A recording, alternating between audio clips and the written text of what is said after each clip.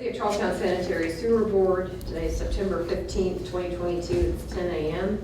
I will invite everyone to please join me in rising and saying the Pledge of Allegiance this morning. I pledge allegiance to the flag of the United States of America and to the republic for which it stands, one nation, under God, indivisible, with liberty and justice for all. Thank you. Our roll call. We have Ryan Hodgkins is present. Mayor Hodges is present. Richard Donna Coomer and Matt Duncan joins us from Frost Brown Todd. Bo Zeller, our usual attorney, is away. Let the record show that Nathan Grimes is absent. If he comes in late, we'll update. We have an agenda provided. Entertain a motion to approve. So moved. Motion made by Ryan Hodgkins. I'll second that. Any changes or additions from anybody? Hearing none, all in favor say aye. Aye. Unanimous. We have our standing business before us, which includes our prior meeting minutes from our meeting on September 1st, our current claims, and our payroll allowance docket from August 28th to September 10th. I'll make a motion to approve. Is there a second? Seconded by Ryan Hodgkins. Ryan, any questions, changes, any of that? Okay. In favor say aye. Aye. It's unanimous. I don't see anybody signed up for public comment. No old business, and our only two new business are just some basic updates. So first up, we'll have Tim Crawford, our operator report, to offer our treatment plant operator report. Good morning. Good morning. Prior to the meeting, I did distribute a monthly report form to each of you. Apologize for it being late this time. I did make a few changes on this, hopefully, which will make it a little easier for each of the members to decipher. The monthly test result table that you see in front of you, I'll direct your eyes to the red highlighted column on that table. Those numbers are the actual numbers for the month that is being presented today, and going forward will be in those numbers as they are right now. The facility was in total compliance during the month of August, August. You'll see in the column directly to the right of the highlighted column is the parameters that are associated with our permit.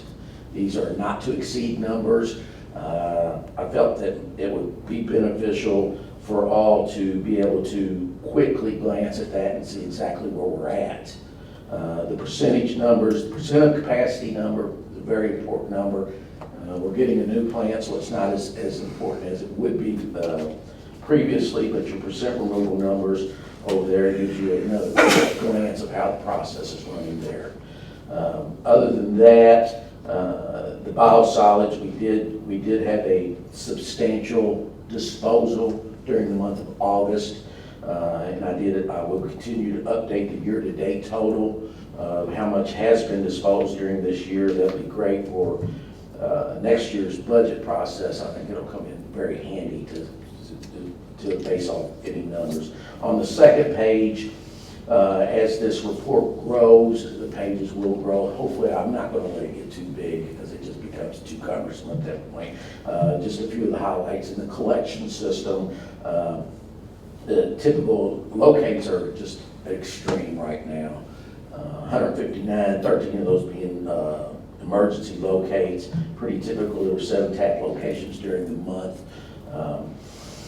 We had 8 rainfall events during the month of August and I apologize, I didn't remove my July there, but the highest one being on August 29th, 2.5% or inches, I'll get it out here in a minute, received at the treatment facility. Again, very fortunate and really commend the staff. No effects whatsoever on the wastewater treatment plant. No overflows in the system. I'm here today to present good information as I see it. So hopefully the board likes the new format. I encourage each of you, if you want to see more or something different, let me know. I can change it. It's a living document. We'll change it however we need to. That's all I have to present. If you have any questions, I'd be glad to answer them. I'll let the record show that Nathan Grimes has joined us. Thank you. Thank you. we created an obstacle course for you this morning to get through, so. I It's a know. bit of a challenge. Another parkway down there. Sorry about that. We have our festival starting tomorrow. Absolutely. So Tim had just given us the report, that new report that's in front of you there with the chart showing the results, the permit limit requirements, and then the percentage of capacity of work. So, that's great. Is there anything that we need to be aware of looking forward to our next meeting? No, one thing that I would be remiss if I didn't tell you, we did have a force main break 2 days ago on the 10-inch force main coming from Spring Street to the plant. It was on Charlestown Landing Road. It was a pinhole in the force main, which is pretty typical for that particular force main. Fortunately, we're looking at trying to do something with that, either replace it, relocate it, or whatever is determined in the future. But within 2 hours of it being found, it was back up and running and fixed. Okay. Great. Any other questions for Tim? Thank you so much. Thank you. And I think Lori Wyatt from ETL has our engineering report.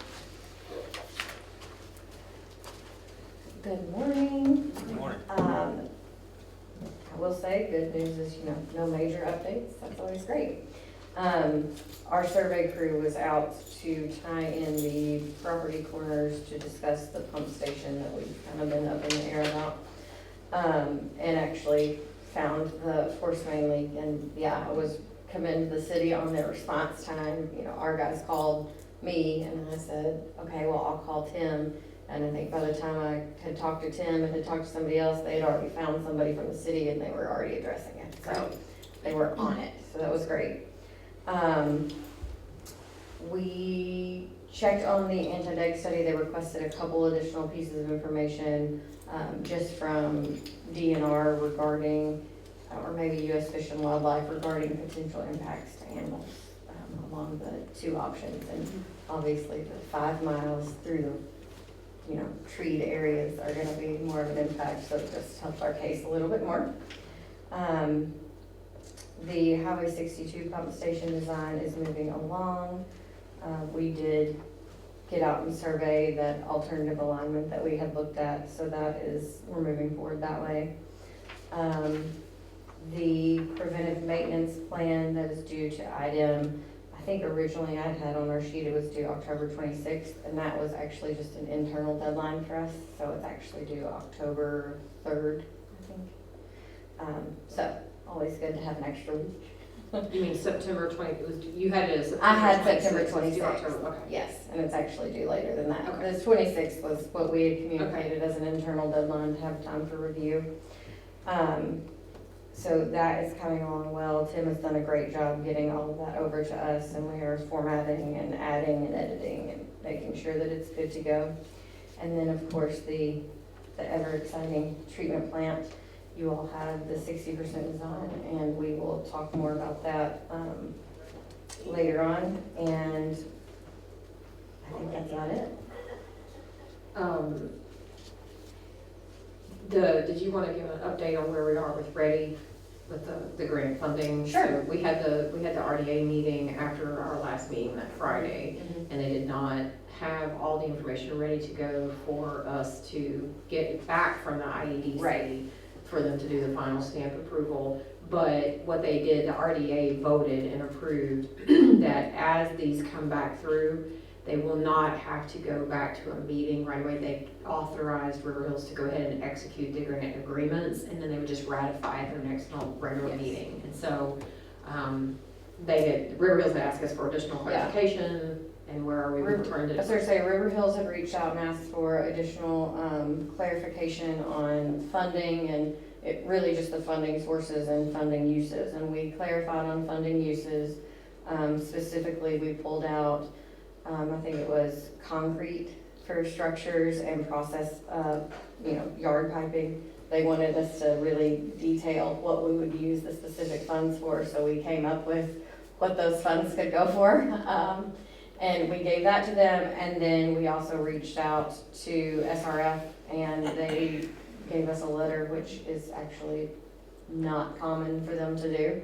But because they know the value and belief in this project, they went ahead and did that for us. So we submitted everything back to River Hills, and I think we heard from Andrea that They think they have everything that they need, and so it's going back again for Ernst & Young to review one last time, and then hopefully we'll have checked all the boxes and they can move that forward. So the next RDA meeting is scheduled for Tuesday, so it'll be October 7th. So about 3 weeks from now, but if Ernst & Young and the IDC sends that back to the RDA with their approval prior to that, they will go ahead and authorize us to move forward with the agreement process, so we can sign those documents, and then just wait for them to ratify it at that meeting, so it's still progressing. It's a slow process, but we're, Always is. it is, but, JTL, the staff have been great about helping us, respond very quickly. Every time the RDA has requested something from us, we've gotten it to them within a matter of a few days. So we certainly shown a willingness to be cooperative partners in this. One other thing, we did hear back from SRF with comments on the PDR. They sent back different things that they want us to add, so we're working on those. We should have those back to them by, I think it was September 26th. Right. Is that the date, Jim? So those will just be, updates that they're requesting to see in the PDR. So we expected and anticipated those, and they came back with them right on time. Right, and we're still well on schedule for that, because we Right. will not go into the pool for funding until the beginning of the year anyway. At the same time, other places like Evansville will be going in, and by then we'll have our design done and be ready to bid. Right, So so we're we're on schedule. effectively ahead of the game with the way that they are lining all that out for us. All right, good deal. Any other questions for Lori? Yep. The only other thing I have for the board is, I know it's been a long time anticipated, but Tony Jackson was able to give an updated of approved developments to our analysts at Baker Tilly, and Dean took those developments that have been approved or in process and calculated the potential revenue from each. And so I've given you each a copy of that spreadsheet for your reference to show you the potential, remember this is potential, an estimated revenue from those sources. And so some of them are obviously closer to happening than others. You can look at the multifamily units such as the Flats of Charlestown. The 62 project, that's Forest Edge. We didn't have that name when we sent this. It was called 62 project, but on that is the Forest Edge apartment complex that's in the works. And then things like Parkside Trace expansion, the Renaissance Part 2, those are all definitely moving forward. And then some of them are going to take longer. So obviously Skipper's Bridge is only in their initial stage of development now, and will continue to build out. But that gives you an idea of where we are headed with our revenues, and it's what we anticipated. Dean had a very optimistic tone when he sent it back to me and said, this looks really great. So that's what we wanted. I think it's particularly important to note the development in Pleasant Ridge and the impact of that revenue. So one of the things that we had not discussed about our revenue over the past really 3 years or so was with the transition in Pleasant Ridge and the number of customers that were lost due to the redevelopment. There's been that downward shift in revenue from that area. Well, now you're starting to see that come back up as those homes are being rebuilt. And so the potential revenue from that will restore. So that was a temporary loss that we have experienced over the past couple of years, but now that will start to come back. So again, just a different kind of impact on our revenues, but they're looking good. So What's the number of users we have now? the number of users we have now, it hovers around 2,500, doesn't it, Donna? Yeah. So this is almost doubling. Right around 26. Yeah, which is what we want. I mean, it's almost double of it, and that's what we said all along. That's why we did the structured rate increase, or recommended that to the council rather than just coming in with one big rate increase, was because we're trying to buy time for users to come onto the system. This also does not take into major consideration anything that's happening in River Ridge. Okay, so although the Shadow Lake project is moving forward, and you can see that's going to have a huge impact in the long term, this does not take into major consideration the things that are going to be happening in River Ridge. And with those 4 negotiated purchase sale agreements that are happening now, you're going to start to see that come into. And so it's just difficult to predict those because they are spec at this point. Until you know what user is going to be in there, we won't be able to estimate revenues from that. But as those come in, we can factor those into this as well. So, What's the timeline, would you say, on these developments? so it varies from the development. Like I said, the apartments, the flats of Charlestown and then the Forest Edge, I mean, they want to be built within, a year and a half to 2 years. I mean, they're hoping to break ground early next year. So, I mean, that's a major impact right there. The multifamily will happen faster.